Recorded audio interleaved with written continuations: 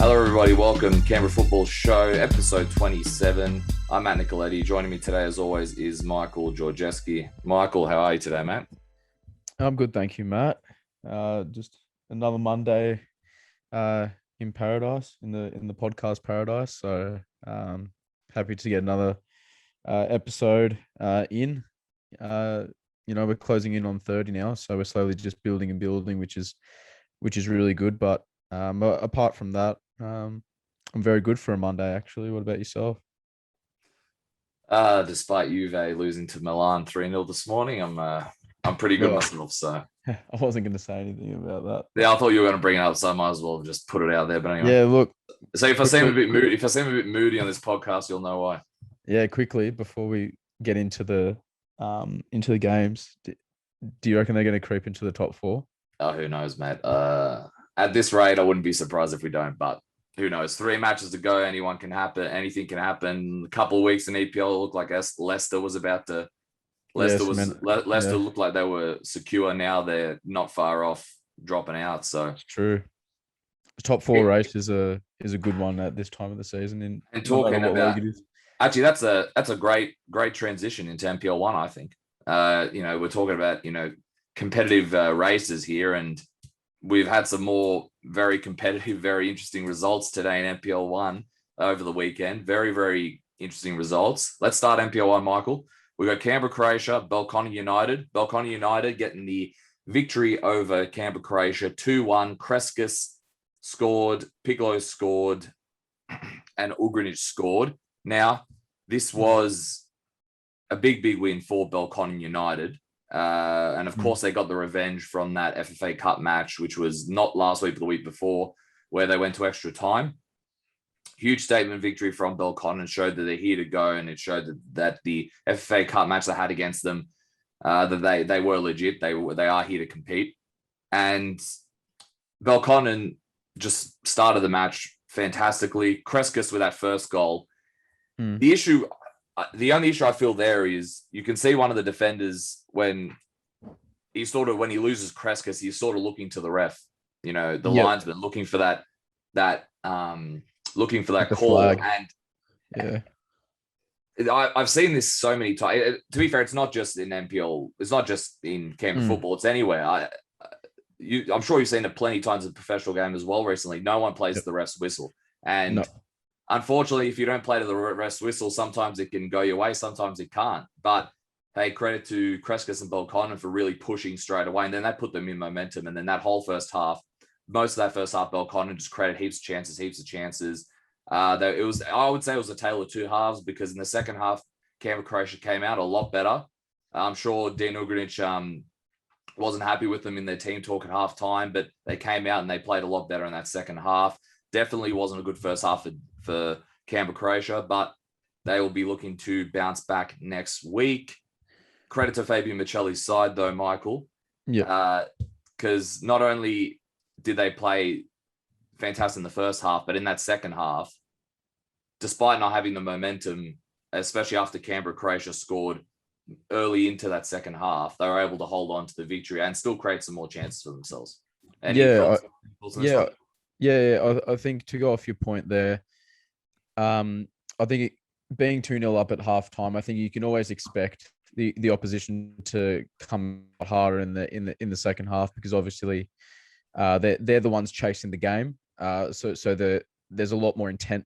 There's that sort of change in tactics and the game plan to really sort of assert yourselves and put the pressure on the other team, so you can try and get yourself back into it. And naturally, that means you'll sit off a little bit more, try and absorb the pressure, and then, just hit the other team when you get the opportunities and when they present themselves. So I'm not surprised that, Canberra, Croatia came out a lot harder in the second half. I thought Belconnen really dictated that first half. They deserved the 2-0 advantage. They created chances. They obviously got the 2 goals. And I think it really allowed Canberra, Croatia to look at themselves in the mirror at halftime, to know that wasn't good enough. We obviously expect a lot more from them, seeing that they're the defending champions of this league. And I think, like you said, that Dean Ugrinic will be happy that they came out a lot better in the second half. They obviously half the deficit. but it wasn't enough. So you got to give credit to Belconnen United for hanging on to that, and also to that playing into that mental fortitude where they had lost the FFA Cup encounter so narrowly that you touched on as well. So it was a very big win for Belconnen United. And before we move on, I don't think this news was broken before we did the last podcast. TJ is back for Thomas James, back for Canberra, Croatia, and he won't be back, I believe, until the transfer window in June. So regardless, I think that's pretty good news for Canberra, Croatia. It gives them more depth as well, and it gives them more scoring options going forward. And TJ is coming off being a Perth Glory for a bit, and also just killing it at Wollongong Wolves. Absolutely love him there. Yeah, wasn't he New South Wales? Wollongong Wolves. New South. Yeah, well, the competition like in New South Wales, there wasn't he like the Player of the Year. So he killed it. Yeah, they loved him. Loved him there, Michael. All right, so next matchup we have West Canberra Wanderers. Is that a Mako club? West Wollongong Wolves? Are they Mako? No, you're thinking Wollongong City. There's another Wollongong club, but I don't believe. Because I know there's one in Wollongong. I can't remember the name, but hey, Michael, don't forget, if you actually looked at the preseason results, literally every single club from Canberra played a Wollongong club in preseason. So there's like 6-7 different Wollongong major Wollongong clubs. Yeah. But Wollongong Wolves isn't the Mako one, but I know what you mean. Yeah. No, that's all good. So next one we have West Canberra Wanderers, Pena with the goal. It was 1-1 against Tuggies United. Bunell scoring just before half time. Michael, the spoils were shared a little bit in Tuggeranong, weren't they? Yeah, no, it was a very tight contest between these two sides. We obviously talk about how well West Canberra Wanderers have done to start this season. They've been exceptional under Ulysses.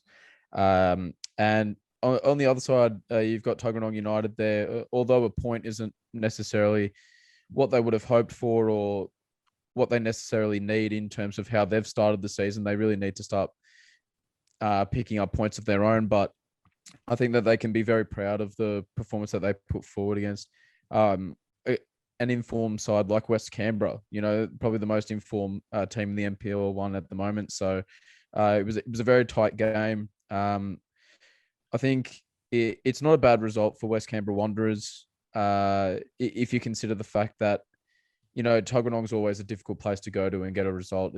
It's always sort of notoriously known as being one of those grounds where it's going to be a tough game and it's always going to be hard for you to come away with any sort of positive result. So I think it's one of those points that you take valuably and look further down into the season where if they're still in that hunt, for the top four, they'll look back at a result like this and it could help them cement their case. So obviously it's still early days, but in the context of when you look at who you're playing and where it is, you can take points, like a 1 point here and there, especially away from home as well. So I think I think for either side, it's not a terrible result. Obviously Tuggeranong United needed the victory to sort of kickstart their campaign, but it was very, very close. It was very close, the proceedings, but they can take a lot of positives out of that one, Tuggeranong United, going forward, most definitely. Yeah, 100%. I agree with that. I guess the perception, though, for people who have just seen the result, will also look at the Monaro result and go, okay, Tuggeranong is the only team not to win a match so far this season. But Tuggeranong do have that match in hand as well against Gungahlin, I believe it is. I'm not sure when that's going to happen. That was flushed out, rained out. But West Canberra Wanderers, like you said, took it early, and I'm sure they'll be disappointed to go down and not take the lead. Tuggeranong once again coming from behind. Their match against Monaro is going to be massive for both accounts. I know Monaro got the big win against Gungahlin, like we're going to mention soon, but for both of them, they really, after the way both have started the season, they're going to be looking for that one as their sort of win per se. They need as theirs to win. And Tuggeranong once again coming from behind. Like I said, I'll mention it later, but they need to get in front early. I think Tuggeranong, because like we've seen this too many times. Either they have to come from behind and draw, or just come from behind but not being able to get there. So And we've seen Tuggeranong, once they can get string some results together, Michael, they go on a bit of a run themselves. So, for those who know, Mitch Stevens is going to be working at this. He's going to be working at this. And when they start getting results, I think they're going to do quite well. In terms of West Canberra Wanderers, Ulysses de Silva, I agree. I think the result isn't the worst thing for them in the world. And at the end of the day, they're still, let me look, but I'm pretty sure they're still top. They're still top of the ladder with Belconnen United, if I'm not mistaken. Yep, they are still top of the ladder with 10 points, and Belconnen United also 10 points. I believe West Canberra Wanderers are leading on goal difference. So to still be top of the ladder 2 rounds in a row, they're only going to take the positives out of that West Canberra, I think, Michael. Now, Michael, what's the next matchup? So the next matchup we have, like you briefly touched upon just beforehand, Matt, was Gungahlin United against Monaro Panthers. Obviously, a huge result for Monaro, picking up their first victory of the season under coach Frank Keisha. 3-2 winners were the visiting outfit. Haptamariam finding the back of the net, as well as Stephen Dominici scoring a brace. And for Gungahlin United, Bernardo Madrid and John got on the score sheet. A great game of football, this one at AIS. Matt, it's a huge result for Monaro Panthers in the context of how they've struggled so far this season in terms of inheriting a new squad and players still getting used to playing with one another. And I mean, to get a first win of the season against a side like Gungahlin United, even though Gungahlin United have been a little bit inconsistent this season, they're still a fantastic side. So, I mean, to get a win against a quality opposition like Gungahlin United for Monaro Panthers is absolutely huge, wasn't it? It certainly was. And so that's like you mentioned, that's the best thing that could have happened for them this weekend for Frank Keisha's side. Frank will be very happy to get that win under the board, because I'm sure they knew they could get this result. We saw how well they played last week. And for them, it was just about, putting into practice and just slugging it out. But to be fair, they didn't slug it out. But their goals were some great pieces of play. But first, let's start with Gungahlin's goal. Bernabeu Madrid, you see that header? Fantastic header. That was like a center forwards header. Does he ever score does Bernabeu just ever score just like an average goal? Because he's always scoring it doesn't matter whether it's a header or I think he's always scoring a cracking goal. So Gungahlin definitely started the better of the two teams early. They started quick, which was a positive for them because that's something they haven't been able to do. They haven't been able to start, besides the match against West Canberra Wanderers in the first round, they haven't been hitting the ground immediately. But when Monaro got back in it with Haptamariam's goal, which was a bit of a deflection, Monaro started to ease more into the game. Ross Barker in midfield, he played there last week. I mentioned this last week, but he's crucial for them in midfield because he really helps with the energy. He tracks all the runners, which is important when you need to go back and defend. That's probably something they were missing before the Canberra-Croatia game. But in saying that, everyone did their part today as well. McLaughlin did very well. He nearly scored as well. If you look at it on the camera, it looked like he actually did score. Just one of those moments. But Dominici, absolutely terrific this matchup. Beat everyone for pace. That second goal of his, sort of a volley, was absolutely terrific. Yeah. That was, so he had this. I know a lot of, because when you're a player like Dominici and you've started for as long as you have, immediately people are going to look at it and say, first 4 rounds, hasn't scored a goal yet, despite only playing 2 matches. He hasn't played all the matches, but they're immediately going to point to that and say, how come he hasn't scored more? But I'll tell you what, he rocked up and he led by example, scored 2 great goals. One of them, like I said, based on pace. The other one, some great skill on the volley. And Dominici, he looks settled this match. And when he's on point, we've seen it over the last however many years here in Canberra, he can absolutely kill it in that regard. Gungahlin, though, with the 4 at the back, their defense looked a little shaky. They looked a bit flat-footed, and every time, like in that second half especially, more so in the second half, Dominici beat them for pace. A lot of the players beat them for pace, running in behind the defense. So I wonder if Gungahlin, I know they're missing Jack Green. We mentioned that when he originally got the injury, but as soon as Jack Green got injured, they moved to a back three, and they worked quite well for them against Olympic, and they didn't play their next matchup in round 4. So I wonder if Marcel's going to tinker that again and go back to a back three, just based on that second half performance. Maybe he might not, maybe he will, but when you lose someone like Jack Green, as we've all mentioned, it's more than just, the defensive abilities, it's the leadership as well. So I'm intrigued to see how they sort of handle the defense, but it wasn't the best day in terms of that in the second half for Gungahlin. So for them, it's all about regrouping and getting back to it next week, but they still have a game in hand as well, like I mentioned, for the Tigers. Do you have any? I know I've covered a lot of ground there. I was at the game, so for me, it's just easy to just rattle what was off in my head. Yeah. Do you have any thoughts on this one before we move on? I think it's important that we all know how important of a player Jack Green is for Gungahlin United. And I think in these moments, it's always important that when you lose an important player,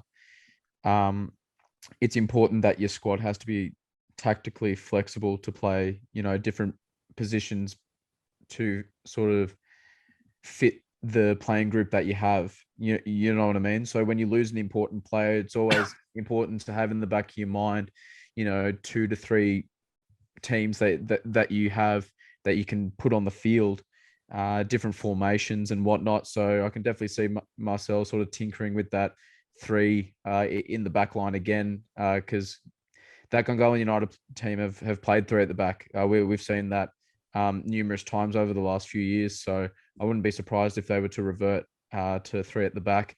But at the same time, like I said, it's all about for them just adapting to the playing group that they have at the moment. They're missing a key player in Jack Green in the defense. So it's all about just sort of adapting and bringing in the personnel and sort of molding that with a formation that's going to work until he's ready and comes back. So we just have to wait and see. It's all about sort of just waiting and seeing how that's going to play out.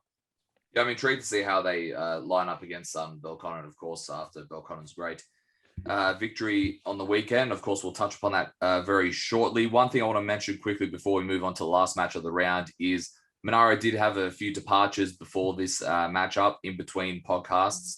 I don't believe Gianpaolo's there anymore. And Lukman Ahmed Shaibu has moved to somewhere in Sydney. I don't have the team with me now, but best of luck to him.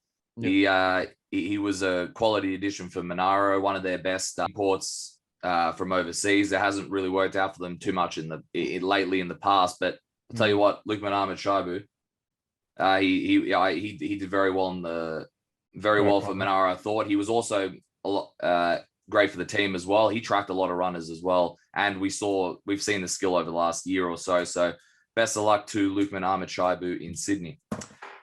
All right, Michael, the next matchup, Tigers 5, Olympic 0. Popovic with 2 goals, Borgner with a goal, Gillespie with a goal, and Jay Kelly with a goal.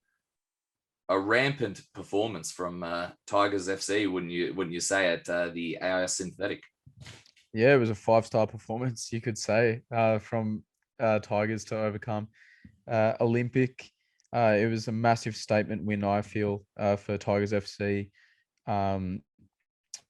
Especially for Ryan Grogan and his playing group. I think they were quite clearly the better side from the first whistle to the last.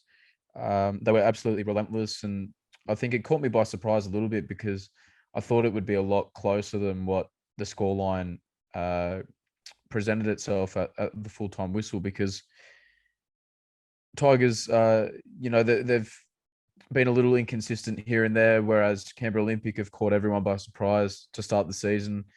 When they beat Monaro for the first game of the season at Riverside, and how they've managed to build a bit of momentum, and no one really expected much of them this season, but it was kind of a reality check in a way, just by how emphatic of a win that was for Tigers. They moved the ball around really well. Their midfield were bombing forward, creating numbers as they were looking to, create attacking chances. They were just overwhelming Olympic. And I think it wasn't a great defensive performance, obviously, by Olympic. They just looked really sluggish and slow. So, I mean, there was one instance where I think Nick Popovic in the second half just got the ball and he literally ran straight through two different sets of players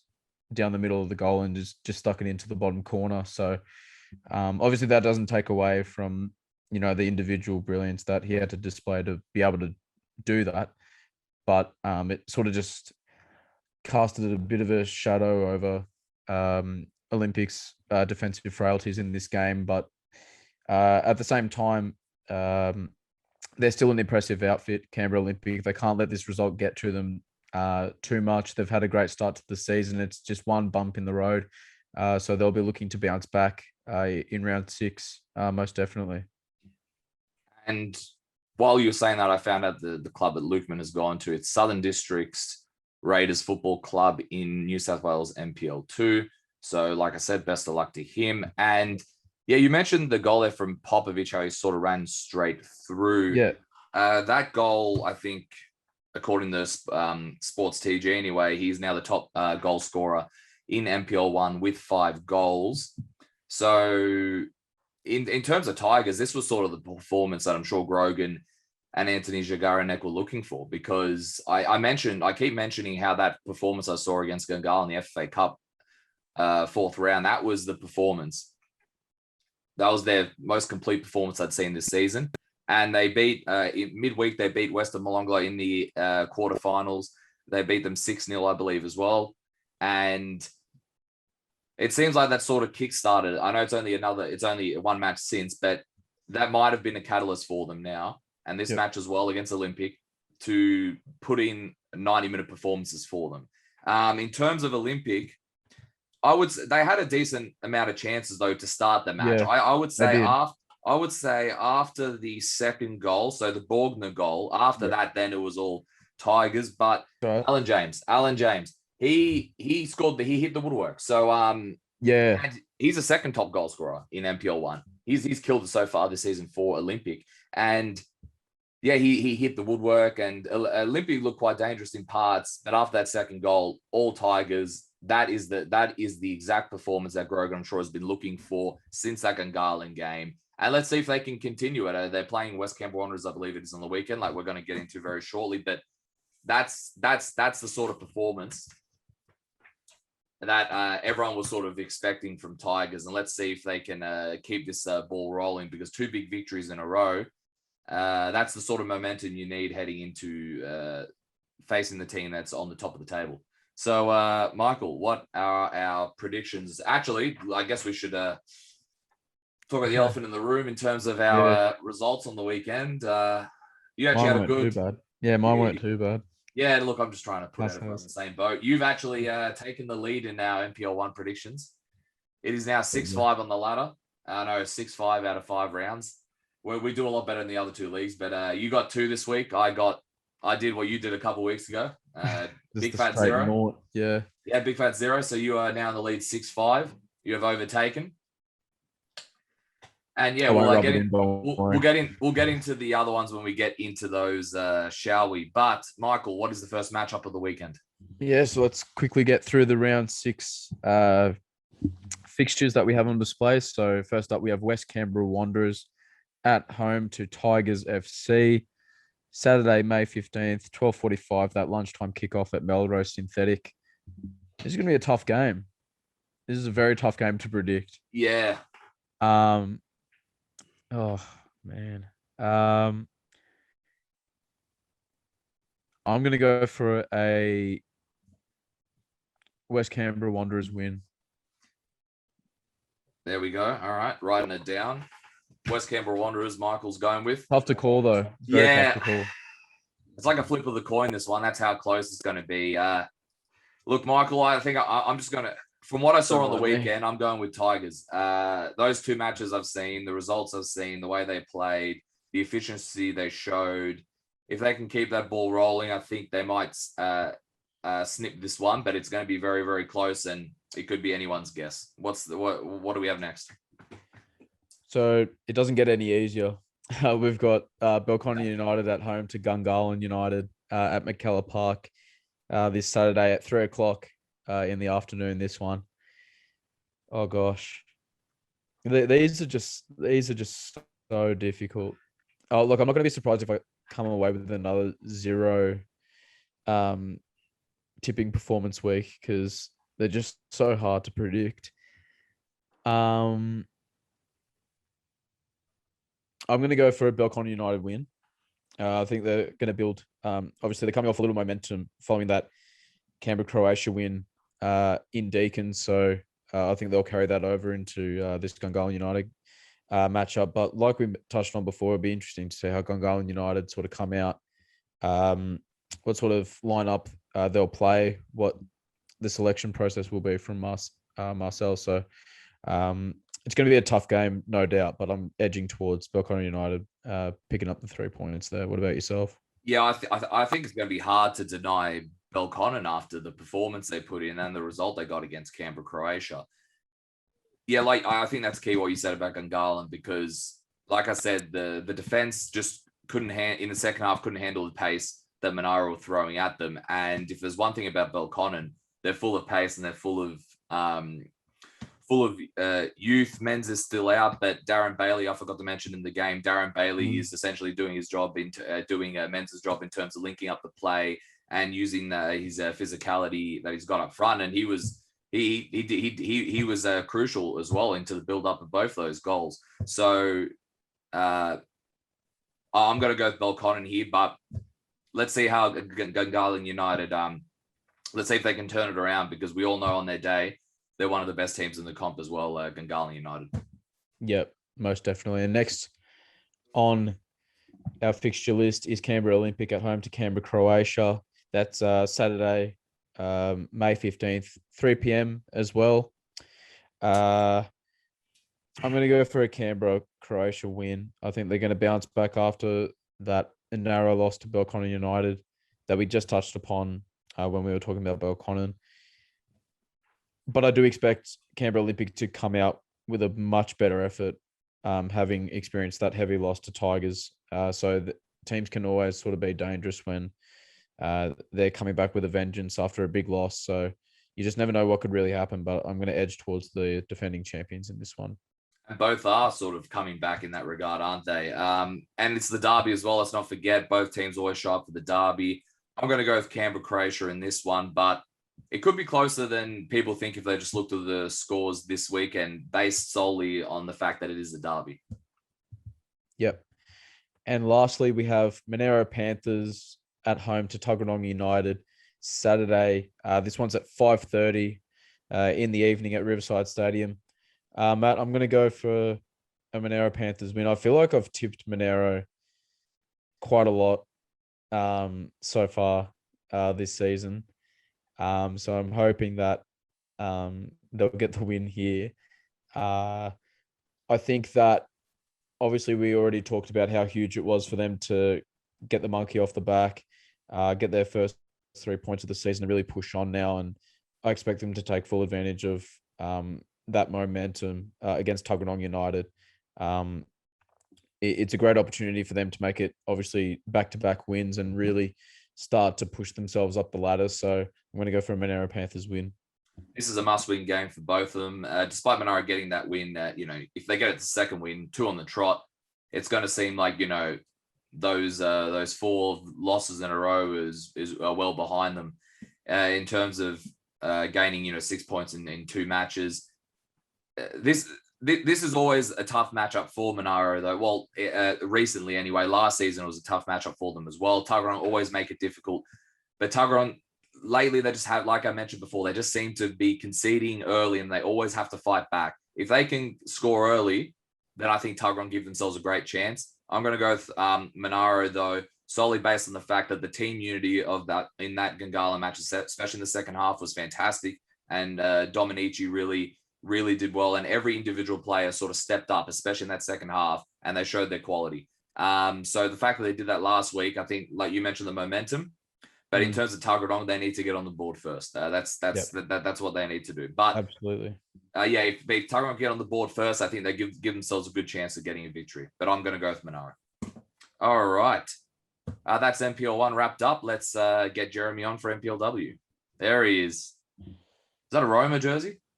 It is a Roma jersey. I was this close from putting a AC Milan jersey, but I didn't want to disrespect you too much. And I mentioned it on the start of the show. Don't worry. Anyway, let's. That would have rubbed salt in the wounds. All right, Jérémy, welcome to the show as always. Great to have you back. Thanks for having me, guys. Showing your, I think that's an Arsenal jersey as well in the background. Someone's happy that Jose Mourinho's at Roma, or no Champions League up there. This is no Champions League cupboard. No.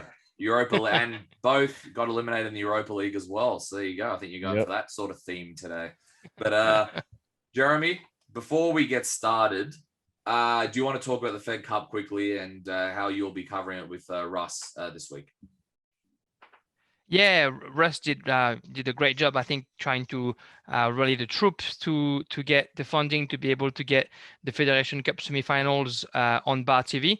And so thanks to Russ and thanks to the clubs who definitely helped in there. And so tomorrow night, 7 p.m. we'll be at Melrose for West Canberra FC. I'm gonna do it. I'm gonna be able to say it faster soon enough. West Canberra Wanderers FC versus Gungahlin United. And on Wednesday night we'll be at Deakin under the rain, I think, and under the cold to see Canberra Croatia versus Belconnen United. Two cracking semifinals and both on Bar TV. Kick off at 7 p.m. Tuesday and Wednesday.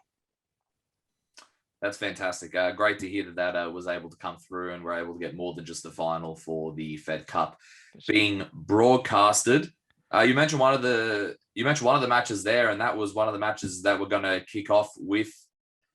Jérémy, big win for Canberra Croatia, 3-1 over Belconnen United. Palombi, Gill, Fogarty with the goals for Canberra Croatia. Bomford with the goal for Belconnen United.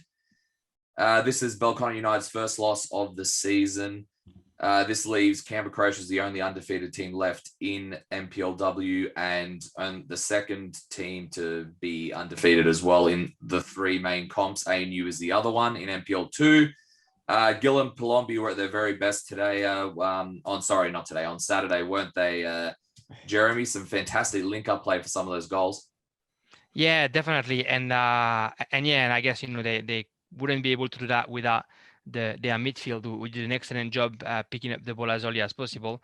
But yeah, you know that they get along, and you know that they know where to find each other on the field. And yeah, more often than not, every time Grace had the ball, she knew exactly what run Brint was going to do, so she was giving her the ball straight there. And I think on Grace Gill's goal, probably half of the stadium and 90% of the players expect Brittany Palombi to actually shoot, but she decided to do a little cutback pass to Grace Gill that brought the goal. So yeah, when those two are in form and playing together, I don't know a lot of teams that can stop them. Yeah, no, that was a great piece of play. I have to say, in terms of Belconnen United, obviously conceding early against Canberra Croatia, especially in a derby like this, is never ideal. It happened last week to Gungahlin against Belco, and now Belco were on this sort of the other foot in that regard. Belco, I don't think they have conceded early so far this season, or have conceded first for that matter. So how do you think they sort of handled that in this matchup?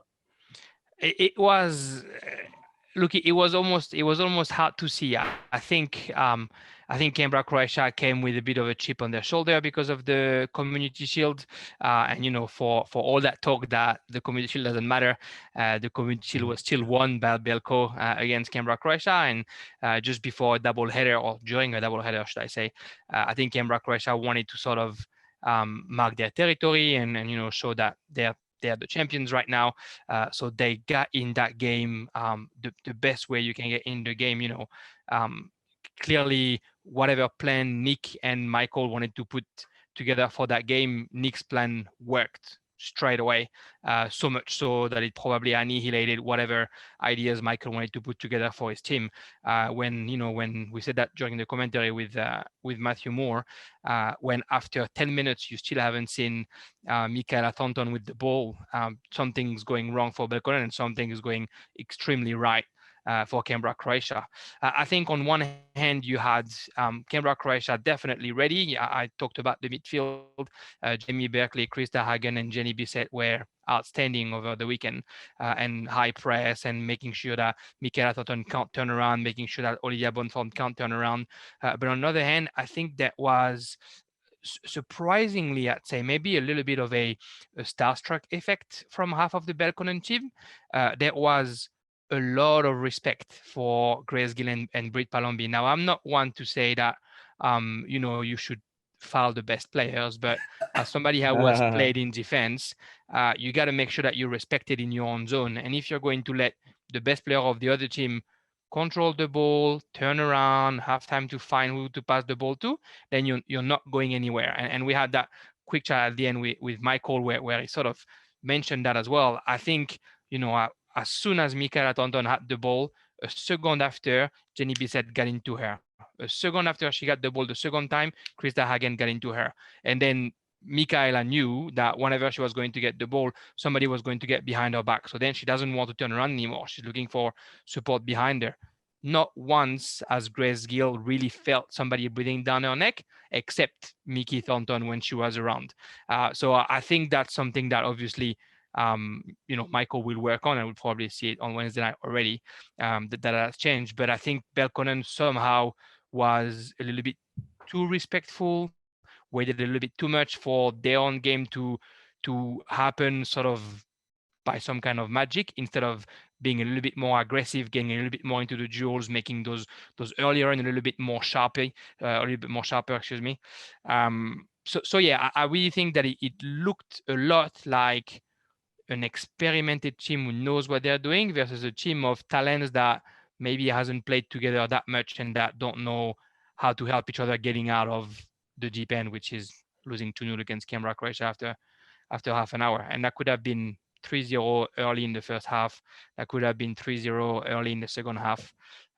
Canberra, Croatia looked like they were just controlling it at one point.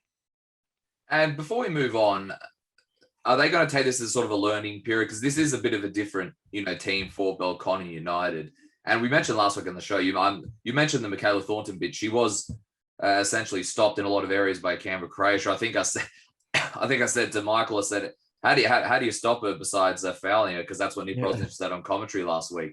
But they did well to do it without needing to foul her that often. But do they take this as a learning curve, Belconnen United, and do they bounce back very quickly, or is this something they use and they sort of use it for the next time they face them, down the line in the second round of matches?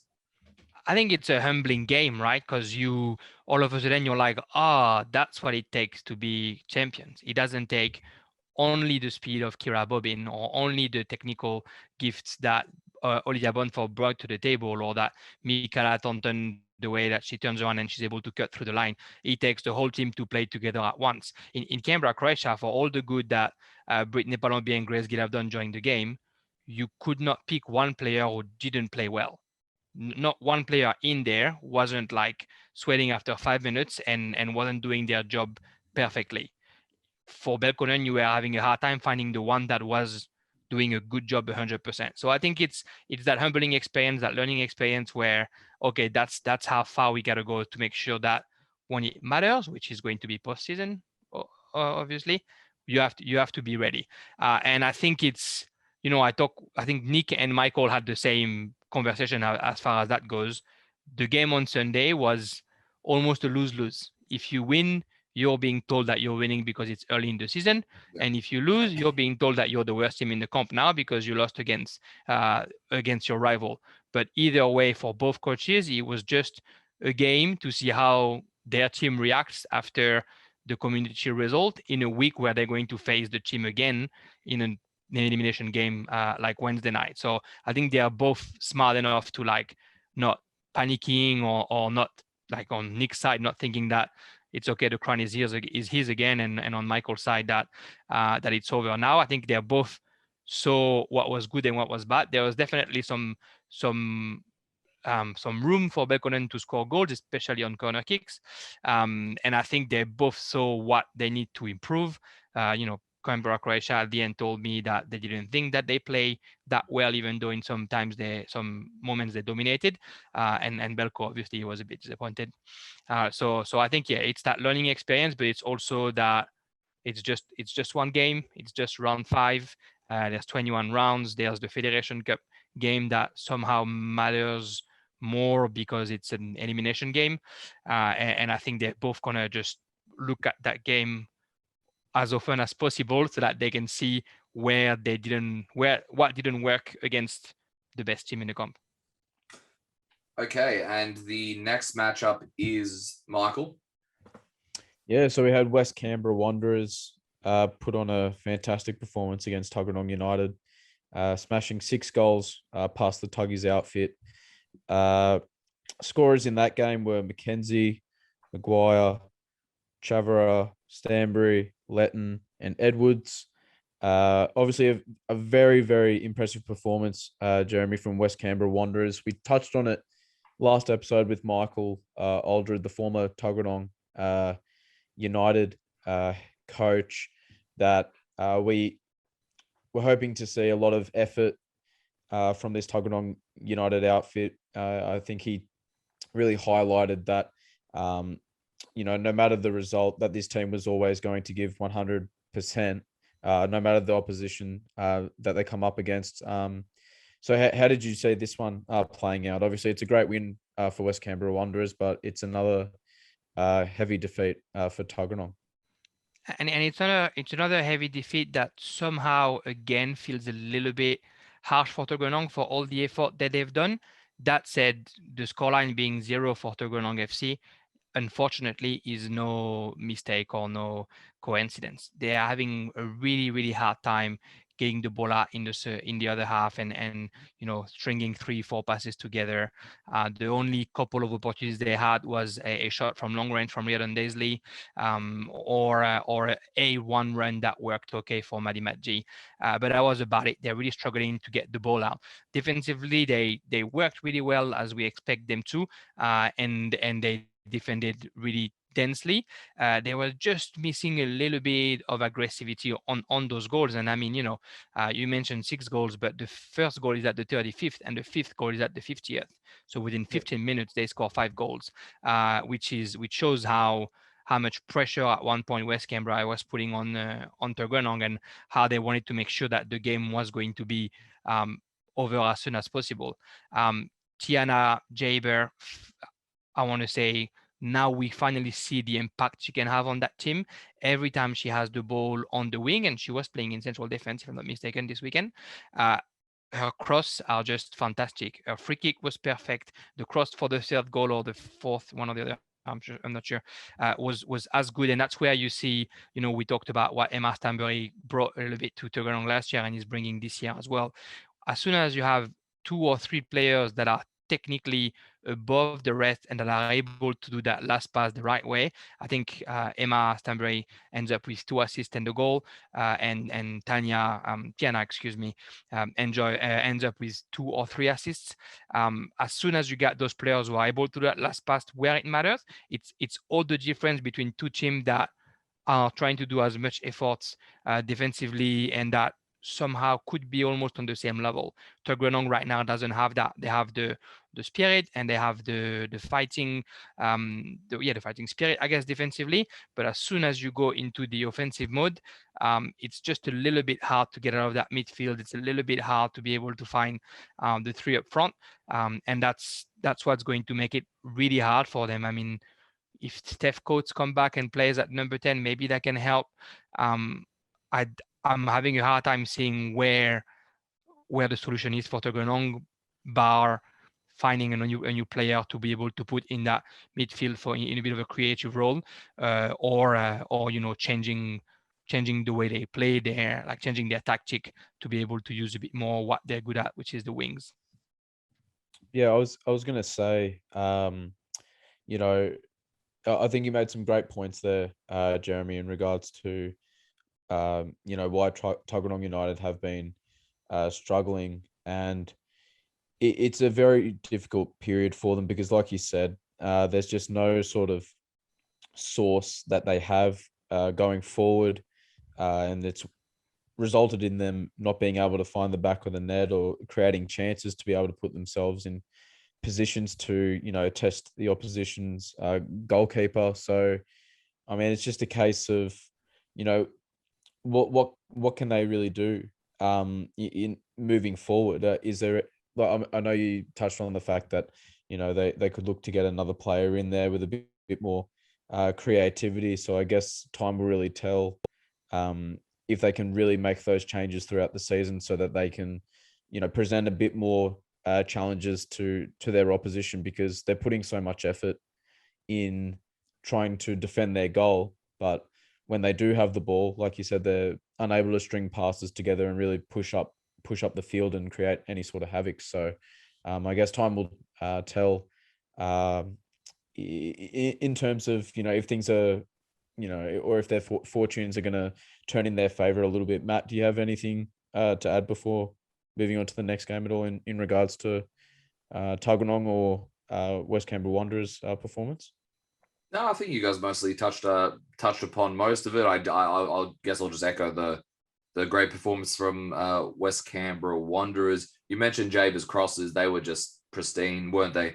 Weren't they, Jeremy? And that's a central defender that likes to that finds herself on the wing and then but that doesn't compromise what she's doing defensively, and that's what's impressive about her. Very ambitious player.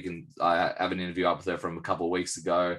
Very ambitious player, wants to work on her own personal game, and she's good friends with Emma, and clearly there's a great understanding. You can see there, even just after the goals, you can see the camaraderie that she's bringing to the side. Emma's very, very excited for this side. She's got a lot of high hopes, and I guess we're going to see this weekend, aren't we, how the two match momentum and the 2 wins in a row. Let's see how that puts into play against a side that has lost 2 in a row, but a side that is still one of the top sides in the NPLW. So next up, we've got Canberra Olympic with a similar scoreline that West Canberra Wanderers got, 6-0 against Wagga City Wanderers. Sykes with 4 goals, Cook with a goal, and Bennett with a goal. A very good bounce back victory and performance from Canberra Olympic, Jeremy. And Ash Sykes was just in Ash Sykes' form. It was just, she was unstoppable. The breaks she was making, she was outbeating everyone for pace. She read the game so well, like she always does.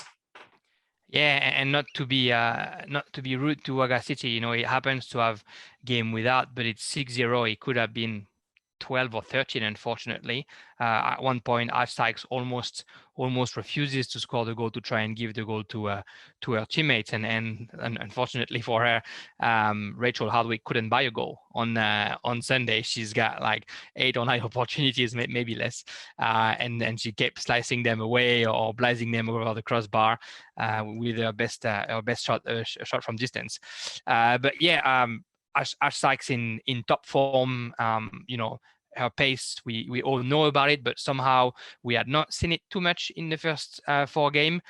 She was in full speed. I think 2 or 3 of the 4 goals come from a run from her own half, and she goes all the way to the end. It's not to say that Wagga City didn't defend well. Like I said, it could have been more. Sammy Ems, despite conceding 6 goals, still realized quite a few saves on her line.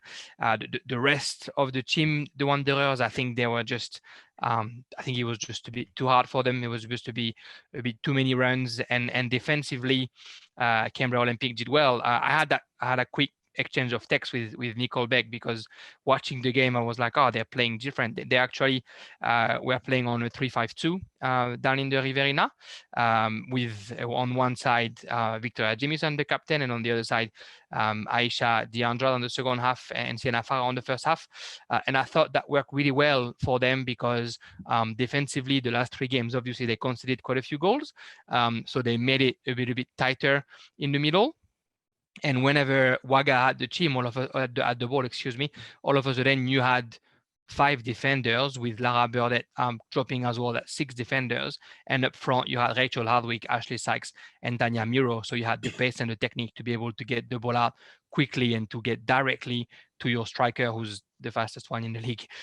So I think they played it well. They played it to Wagga City's weaknesses, which is that in my mind, that high line of defense, which against Ash Sykes is a bit suicidal. Again, all respect to Sam Gray, and I understand what he's trying to do there.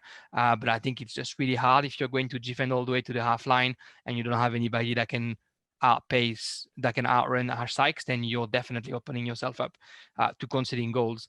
They try to show some battle, some fight in the middle, but I think Canberra Olympic is slowly but surely finding their grooves. Here and there, you could see that the midfield somehow, Miro and Hardwick and Burdett were finding themselves in the same position. So there are still things to work, obviously, but it's obviously very good for their confidence that they're able to score 6 goals. It's great for Ash that she scored 4, but could have scored 8. It's going to give them, that bit of momentum that they had lost by playing the 3 best teams in the comp and not being able to even rival a little bit with them. So hopefully it's always hard to go to the Riverina, making that hard of a travel an easy game. Hopefully will give them the confidence to build up on it and to not lose the locomotive of the top 4. And those goals for Ash Sykes, that puts her in 2nd place in the goal scoring charts with 7 goals, 1 behind Brittany Palombi. And Michael, what is our final matchup? So our final matchup was a bit of a surprise result, if you ask me. It was Canberra United Academy getting a victory over Gungahlin United, 3-2. So for the Academy, it was a Percival own goal, Christopherson and Jensen getting on the score sheet. For Gungahlin United, it was Legends, yeah. Okay, well, close enough. And Brown in the 46th minute. So the Academy side came away with the victory there. A huge win as well over a contending Gungahlin United outfit. Jérémy, it's a massive win, obviously, as I stated, for Canberra United Academy. How did they approach this game against Gungahlin United? Because we're talking about 2 teams that really like to have a possession-based approach to their football. Obviously, Canberra United Academy came out on top. So how did that match up there? Well, I think the first thing that matters is that Vicky Linton was on the bench. She hadn't been on the bench, obviously, since the beginning of the season because she had just finished W League season. And so she was back on the bench this weekend, and you could definitely hear that she was on the bench. Her voice was heard all the way throughout Hawker, and it's great for the player. The 3rd goal scorer, I think it's Anna Hunt, not Jensen. I'm not sure where the miscommunication came. I had Jensen as well, but when I watched the game, unless I didn't see well, but I think she's the one who's heading it in. And I'm mentioning it because Anna Hunt, despite not scoring until the very last minute, had an extraordinary game up front. I mean, something that I've probably never seen at Gungahlin, and I mentioned that to Diego a little bit. I've never seen Gungahlin struggling under pressure. Canberra United Academy's pressure was so quick and aggressive that Gungahlin was struggling to actually build up and to get the ball out with ease from their own half. There was a lot of direct play. There was probably the fact that they always play on grass, and now they're always playing on synthetic. So there was a lot of loose control, a lot of loose passes, things that we're not used to see from Gungahlin. And the first half, they start the right way and they press and they score early, and then all of a sudden it looked like not that they dropped, but that all of a sudden they had a hard time coping with how much pressure Canberra United Academy was putting and how well, for once, with the last 3 games, how well the Academy was actually building up and how aggressive they were on the ball and those runs that we talked about last week, anticipating where the ball is going to go and to be here for the 1st and 2nd goal, which is something that I think I heard Vicky saying about 8 times during the game, screaming 1st and 2nd to make sure that the team was always focused. I think that's what the Academy had to correct in the last couple of games, and that's what they corrected very well against Gungahlin. Whether the Gunners weren't ready or surprised, I'm not sure where that didn't work out, but it definitely looked like it was a little bit too much for them to be able to do what they usually do. It's not that they didn't have any opportunities. Jade Brown scores, but also has other opportunities to score at one point from short and long range. LK Aitolu, when she comes in, there's a couple moments where she finds herself in the right position, but every time they got close to the box, the spirit shown by the academy was definitely what we saw in the very first game against Canberra, Croatia, and not what we saw after. So whether it's having played 3 games in the first week, because they played Croatia twice and then Belconnen, which is always hard, or whether it's the Vinky Linton effect, because obviously, like we said a few times, when the W League coach comes into the academy, there's a different sets of standards. There's a different approach to how the players are going into the game. Maybe there's maybe that extra motivation, and yeah, in W League, I can't remember. I think it's maybe 4 or 5 games at Wanyasa that the team scored in the last 5 minutes. In the academy, for her first game, she gets the win in the last 5 minutes. So Vicky time is definitely happening in NPLW. Matt, anything you want to add to this encounter at all? Yeah, look, it was very impressive for CUA to come back twice in this matchup, and I found it interesting when Jérémy mentioned the whole. They really forced Gungahlin, and Gungahlin weren't able to build up because even against Belco, they were still sort of able to build up play with less what's the word for it?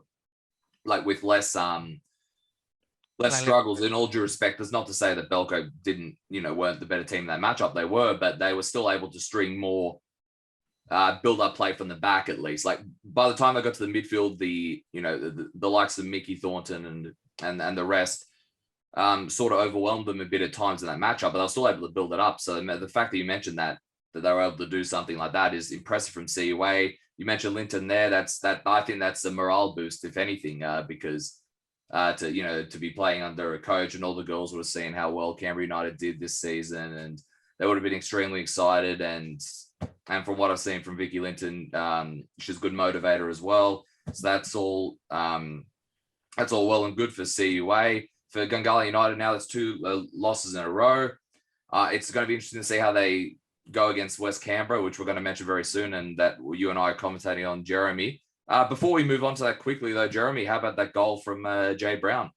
Beautiful, man. That perfect matcher. You don't see that often. I think the technique it takes to be able to protect your ball and let it go to the second ball. It's funny because on one hand it's the 5-a-side goal, right? That everyone is trying to score when they get a cutback pass from the side, but to do it on an 11-a-side pitch when the ball is coming all the way to the corner takes definitely a little bit more than what it looks.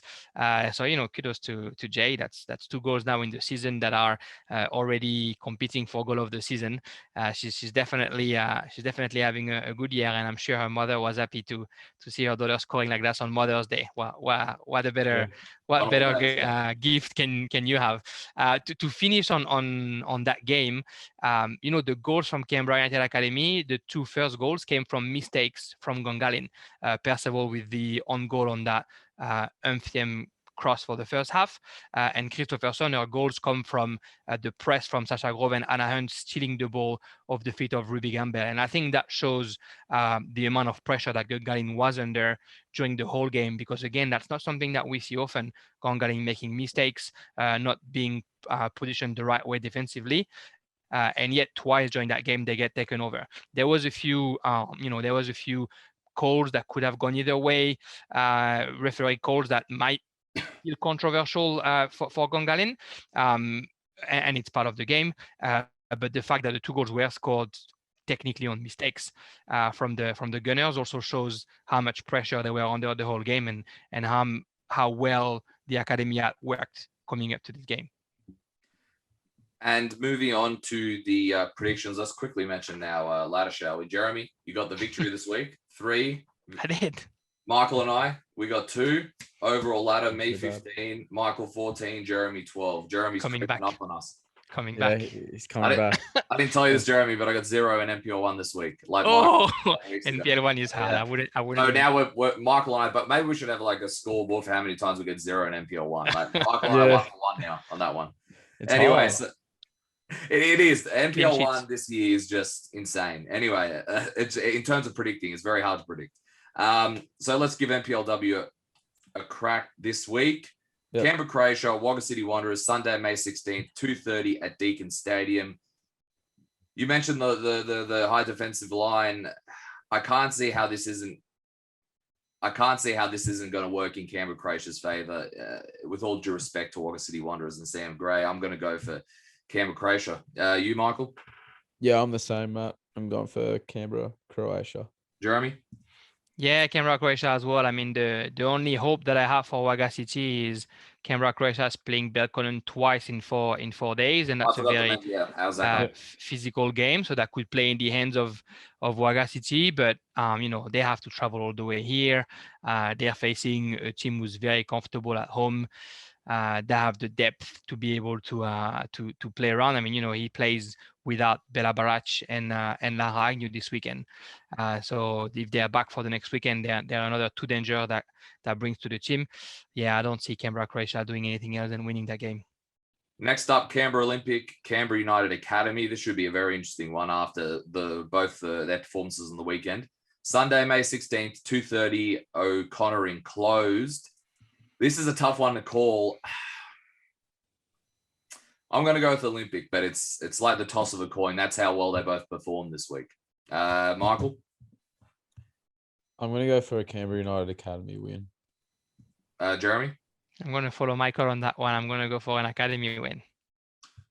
All right, next up, Gungahlin United versus West Canberra Wanderers, Sunday, May 16th, 3 p.m. at Gungahlin enclosed. Jeremy and I will be commentating that one. Jeremy, let's kick us off. I think I'm going to go for a draw. Ooh. All right, Michael. They played twice against each other this week. They played tomorrow night and this weekend. So there's going to be also a bit of context to that. Yeah.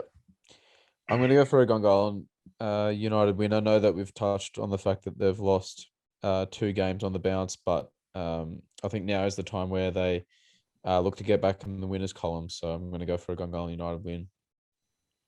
I'm going with Jeremy on this one. This is another very, very tough one to call. I'm going with the draw on this one. You mentioned the double match. Just because one team might win midweek, that doesn't mean the other team might not be able to use what they got in that match and to overcome. But I'm going to go with the draw. I just feel like West Canberra Wanderers in a really good moment at this point in time. But Gungahlin, we all know they have the quality. When they step up, they step it up. All right, next up, Tuggeranong United, Belconnen United, Sunday, May 16th, 3:10 at Canberra, 2:01. I don't think they're going to have this scaffold in time ready, Jeremy, like they keep telling us every week for Russ and Matty Moore on the other side of the field. But it's tough not to say Belconnen United in all due respect to Tuggeranong on this one. Michael? I'm going to go for a Belconnen United win. I expect them to bounce back after that loss to Canberra, Croatia. I think they'll be raring to go. Jeremy? Yeah, Belco for sure. Same thing. The fact that they played twice this week might be hard for Belconnen, but when you see the reserves of Belconnen playing, they're dominating as well. They have a lot of depth, the Blue Devils, and I don't think that Tuggeranong has the same quality, unfortunately. Okay, so there's 2 rounds where we all went for the same pick, and then 2 of us picked the same one in the other one. So it's a good amount of variety this week. All right, Jeremy, thank you very much as always. Thanks, Is there guys. anything you'd like to talk about quickly before you go? You mentioned the Fed Cup. You mentioned I mentioned the match that we're going to do this weekend. French podcast. Do you want to plug that again? I'll do it tomorrow. Actually, I can't do the live tonight like I did last week. So I'll do it tomorrow. There's quite a bit to talk about. We're talking about it offline, and Matt and I about Neymar resigning and some coaching rumors going around, and Marseille trying to get the next big guy from South America. So there's a bit of things to talk about. But yeah, I won't do it live. I'll take my time and I'll do it during the day tomorrow. So you don't see me yawning live on YouTube. Well, I look forward to listening to that one, Jérémy, and thank you very much for joining us. Thanks, and boys. See you on Sunday. See you. Take care, guys. See you later. Bye. Great having Jérémy on as always. Michael, let's get straight into NPL2. What is our first matchup? Yeah, so we had the Brindabella Blues up against ANU. ANU coming away with a 2-0 victory away from home. You mentioned that they are still undefeated in NPL2, and one of the is it 2 NPL sides across the 3 competitions that are still undefeated. So it's a great feat that they've managed to accomplish there, and they'll look to continue that obviously. But a great win for ANU. Kagler and Peterkin getting on the score sheet for the visiting team. Obviously, Brindabella, Matt, they had to overcome a lot very early in this game, earlier than what they would have hoped with a straight red to their goalkeeper, Sebastian Young. So how did this game play out there on after? Because it pretty much looked like that ANU were in the driver's seat, from that moment onwards. Yeah, as soon as I rocked up, I got out of the car and I heard a bit of when there's a red card, you hear everyone sort of, and I didn't see it, but I watched it back. But it was a bit disappointing that there was a red card so early on in the match, because I thought this was going to be a fantastic back and forth matchup. But of course, when there's a red card straight away, it sort of turned the game into a bit of a scrappy affair. In saying that though, Brindabella, they weren't very happy with the call.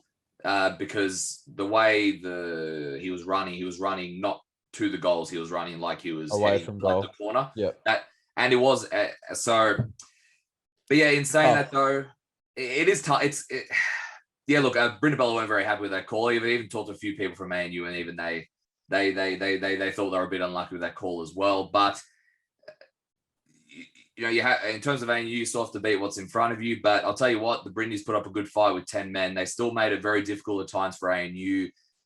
They still caused some. They weren't able to attack as much as the Brindis usually do, so they had to be a little more defensive. But they still caused issues, Michael, in that regard. ANU, one thing they do well, as we all know, they like to play the ball. They still control the majority of possession. They're right. Look, both sides will look at this as a scrappy sort of performance, but at the end of the day, considering the circumstances of how the match started, it was sort of bound to be like that. But ANU will be happy to get the victory, and the Brindis will just be looking to next week in that regard. Any thoughts before we move on? No, I think that ANU are obviously proving to be, with the exception of Queanbeyan City putting in a few dominant showings, I think overall ANU have been the most consistent side in the NPL2. They're a very good playing unit. That was touched on with your chat with Adam, a while back when you had him on the show. They're a great team. They've got a great core there. They've had players that have played there for years on end. So they've just continued to spark. Continued to play well, and they're in a great sort of phase at the moment where they're just getting result after result after result. So it's going to be pretty hard to stop them in this present time. It certainly will be. So credit to ANU, but also credit to the Brindis for the fight they put up in that match, and still being able to cause a team like ANU some troubles with only 10 men is a pretty good effort from them. All right, next up, Michael, we've got O'Connor Knights 1, Western Molonglo 1. Interesting draw here. Two similar scorers. We're seeing these two score quite a bit this season. McCarran for O'Connor Knights and Reckford for Western Molonglo. How did this one sort of play out? Yeah, we just touched on it there. McCarran on the score sheet again for O'Connor as they came from behind to draw with Western. It was actually a very open game from all accounts, with both sides having a fair share of chances to snag a victory. It's obviously not the ideal result that they would have liked heading into the big matchup with Queanbeyan this weekend. Obviously, speaking about O'Connor Knights there, but it on the other side of the equation, it's a good response to follow up last week's victory over Woden-Weston. They were able to keep it strong at the back and create more chances than they have prior to last week. And I think that you mentioned the return of Piketty, Manda, and Albushi would help them, and that's what happened this match. Those two had a great influence, and Loye is coming close to full fitness as well. So it's all seeming to come slowly together for Western Molonglo as they slowly look to bring players in into their playing group. But yeah, it's going to be interesting to see how O'Connor Knights respond following this result. Obviously, it's not what they would have hoped for. They've had a few stalemates or a few sort of roadblocks already early in the campaign. We mentioned before how consistent ANU have been in their ability to pick up results. O'Connor haven't been able to quite match that when you take a look at the Premier sides in this NPL2 comp. So it'll be interesting to see how those two sides fare on beyond this week. But it's a good point for Western Molonglo, I feel. And more importantly, I think it's just great momentum heading into ANU this weekend for Western Molonglo to get a result against someone like O'Connor Knights. It does very well for them. Loe Albushi is about, I've been told from Ned, he's about 85% in terms of fitness, getting back from injury. So he's a very creative player for them. Piketty Manda, like you mentioned, he created quite a few opportunities himself in that matchup. I've been talking about it I keep saying it, but Ned keeps telling me Piketty Manda, watch out for him. He's going to do well for Western Molonglo this season. In terms of O'Connor Knights, like you mentioned, another roadblock, not the sort of momentum you want heading into Queanbeyan City.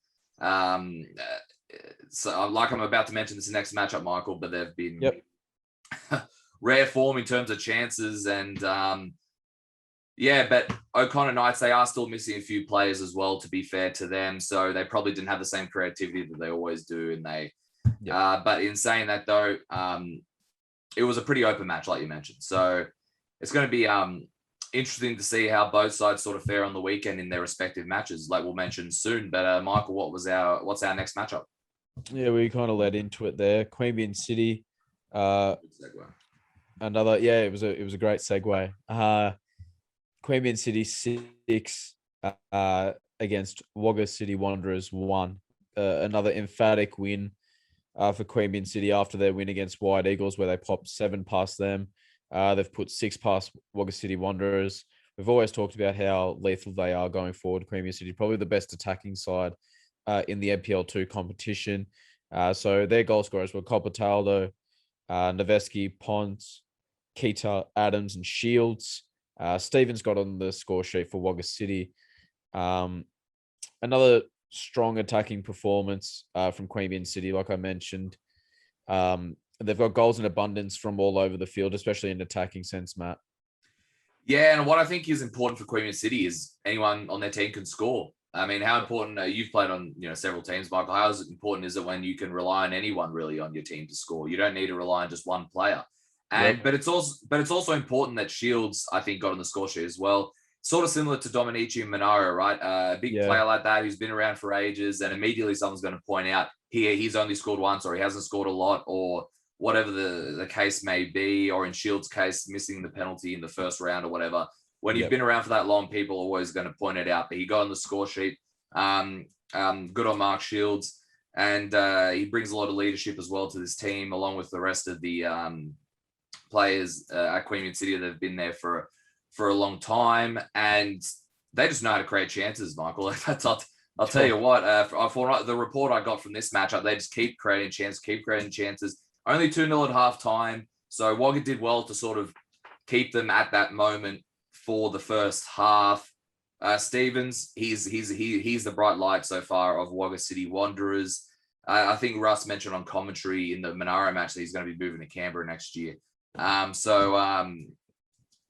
That's definitely one. I think quite a few Canberra quite a few Canberra clubs will be looking out for if Russ what Russ mentioned is correct next year. But yeah, in terms of that Wagga City Wanderers, it's like we keep mentioning, it's going to be difficult for them this season in this rebuilding phase for them. But to keep it at 2-0, to sort of break on the counter when they could get some chances. And Jay mentioned this in my interview with him, but they keep creating chances, and for them, I just wonder, like we saw in the ANU match, right? Heaps of chances didn't go in, started to get frustrated, right? This one had heaps of chances. They probably had sort of double the chances than what they put in, like against Western Molonglo and these other matches that we saw, and even against White Eagles, right? So for White Eagles, so we'll see how they perform against O'Connor, Michael, but I want to see if it's not going their way, are they going to be able, or if O'Connor don't let them create the sort of chances they used to, are they able to sort of be efficient with less chances? But that means they need to create less chances. That means they need to be in the position to create less chances. But if that happens, I'm intrigued to see how Queanbeyan, handle having less chances. But it's safe to say the team with the momentum, and they did the same against White Eagles, it's safe to say they'll probably take the front foot this weekend. All right. Any thoughts on this one before we move on?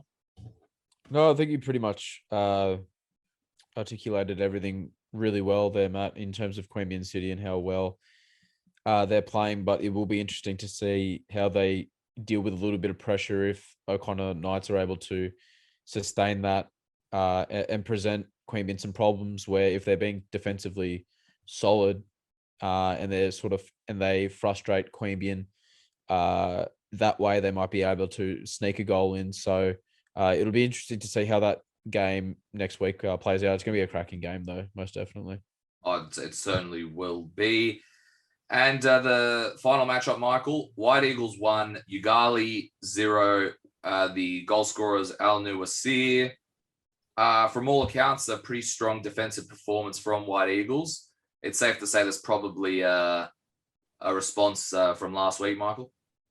Yeah, most definitely. I think they had to do whatever they could to put that result behind them, and that's what they did this week. It doesn't matter how they got it. They just needed the 3 points. So whether that was 1-0 or 5-0, they got the 3 points, which is the most important thing. From all accounts, White Eagles had a strong defensive performance, which was contrast to what they displayed last week, which is a very positive sign. They preferred to sit back and use their pace to hit on the counter-attack, which was a great tactic as a result of that big loss that they had to Queanbeyan last week. Eric Bonet took the reins on Saturday, as Steve Forshaw was away for this encounter. So a great response from White Eagles to make do with that change and come away with the 3 points. On the other side, Yoogali weren't able to get the response victory they were looking for against Eagles. Eagles made it difficult for the Griffith-based team to break them down. They will have the majority of their eyes on the FA Cup semi-finals. Sorry, the FFA Cup semi-finals, as they were drawn against teams in the NPL1 like Monaro, Canberra, Croatia, and Tigers FC. So, I mean, maybe they had one eye on that match. On the FFA Cup fixtures, and you can't really blame them because that's a huge matchup that they'll get in the FFA Cup as they look to continue this magic run that they've managed to create for themselves. Yeah, and that draw should be this week, I believe. Yep. If I'm not mistaken. Yeah, this week. Probably Wednesday, because that seems to be whenever the notification pops up anyway for the live feed from Canberra Football on my phone. So yeah, look, unfortunately for Yoogali, they weren't able to get the response they would have liked. From all accounts, though, it was a better, better away performance than, like, for example, their last time they were here in terms of against like O'Connor. But Yoogali, yeah, it was. This is always it was interesting to not see a lot of goals in this one because remember I mentioned last week their matches last year was just insane. So many goals. That wasn't the case this week. You mentioned there White Eagles' strong defensive performance. I just think it's like you mentioned. I thought you hit the nail on the head, Michael. Just positive to get that victory, have that bounce back and just sort of create that forward momentum for White Eagles moving forward. All right. Next up, we've got the predictions. So let's mention the. All right, let's get into it this week. All right. Me 2 this week. You 1. Oh, yeah, it's most recently. That was an NPL 2. So me with 13, you with 11 overall. So still pretty close in that regard. Let's have a crack at this one. We've done so. What a week. This is becoming a good meme, I think, Michael, but that's it's all about a bit of a laugh, isn't it? Oh, absolutely. So we've got ANU at home to Western Molonglo this Saturday, 3:10 at ANU South Oval. I'm going to go for an ANU win. I just expect them to continue the momentum that they've showed as being the most consistent side in the NPL2 so far this season. What about yourself? Yeah, I'm going to go with ANU, but Western Molonglo have given themselves a good sort of boost after getting the draw against a team like O'Connor Knights and of course getting the win the previous week against Wagga City. But I think ANU will just have a bit too much for them this week. Expect that one to be a bit of a physical contest, I think. Yeah. All right. Next up. Next we've got Yoogali at home to Brindabella Blues Sunday, May 16th, 2 p.m. at Solomad Stadium. I'm going to go for a Brindabella Blues win here and for Schaefer to get back on the score sheet for the visitors. Yeah, he still had a few chances actually. I forgot to mention in that match. I noticed that he wasn't on the score sheet. Normally he's on the score sheet. He still had it despite obviously not being allowed too many more chances with the less man down. It's a tough one, but I'm gonna go for Yoogali in this one because they're at home. They've always shown their best form. They've shown it this season. Against they didn't beat ANU, but so far no one has beaten ANU far this season. They've proven to be the only undefeated side in NPL2. I just think Yoogali are extremely strong at home, and I think they'll get the victory over Brindabella. But as we saw this week, the Brindies will put up a fight. So don't be surprised. I wouldn't be surprised if your prediction is correct, Michael, in that regard. Yep. So next we have O'Connor Knights against Queanbeyan City. Obviously the game of the round. Massive. I've got Queanbeyan City in this one. They've just been scoring goals in abundance. They've got 13 goals in their last 2 games, which is just astounding. So they might not score that many. They might not reach those numbers against O'Connor Knights, but I still expect them to win there at Kayleen. So that one is Sunday, May 16th, 3 p.m. at Kayleen closed. This could be a bit of a cagey affair. It's always a passionate affair when these two face each other, to say the least. I'm going to go for Queanbeyan in this one. It's hard to deny them after that win last week against their other rivals, White Eagles. It's just so hard to deny them after that performance. And O'Connor Knights, like I mentioned, they're still missing players, haven't been able to sort of hit that momentum that they had when they started the season. I'm going to go with Queanbeyan on this one. And the last game of the NPL round 6 predictions is Canberra White Eagles up against Wagga City Wanderers, Sunday, May 16th, 3 p.m. at Woden Park. I've got White Eagles at home in this one, so I'm going for back-to-back wins. Yeah, same here. White Eagles, I think that victory sort of helped them in that regard, and it'll help them with their momentum moving forward. All right.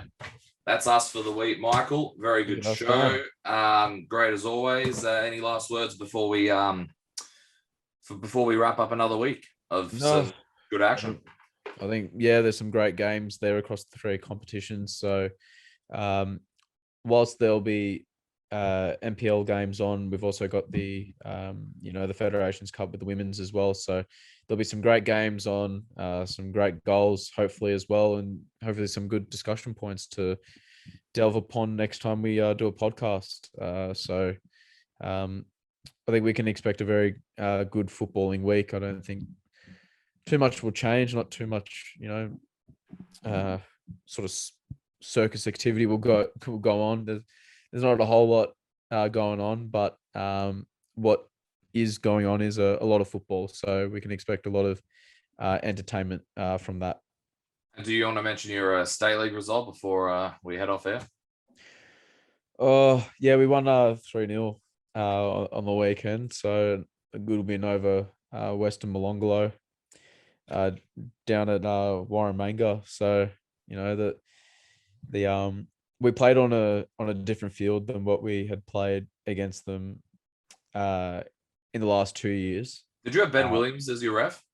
Apparently he's reffing at Warramanga now. He's back in Canberra reffing in Warramanga. That is the Australian ref. No, we had some old referee called Eugene. So, okay. No, good 3-0 win. I think we're 3 wins, 1 loss through our first 4 games at the moment. But I mean, if you really want to know, I reckon we should be 4-0. But that could be left for another discussion, unless you want me to just ramble on forever. Michael, which I can do. No one likes to lose, as we know from talking to anyone in Canberra football. Let's be honest, or any football for that matter. All right, thank you very much. Best of luck for this weekend. Hopefully, you don't go 4-2. Playing ANU this weekend, so it'll be a tough game. So certainly will be. All right. If anyone's looking to catch some quality action, come down to Hackett Oval this Saturday, 1 p.m.